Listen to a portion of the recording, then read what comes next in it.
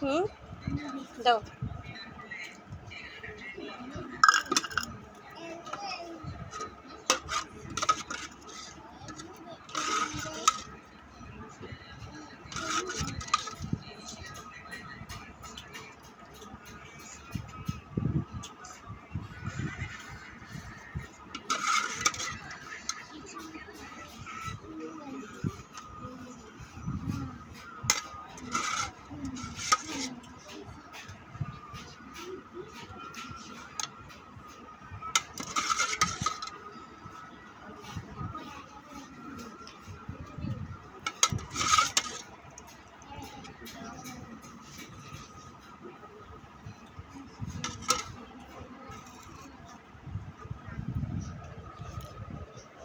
আসসালামু আলাইকুম।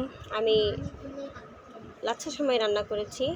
এটা হলো যশোরের ঐতিহ্যবাহী একটা সেমাই, যেটা যশোরে সবাই খায়।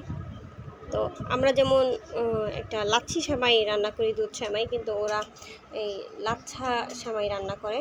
তো এটা একটা খুবই অসাধারণ খাবার, খুবই মিষ্টান্ন, অনেক সুস্বাদু। তো আজকে এই পর্যন্তই। আল্লাহ হাফেজ।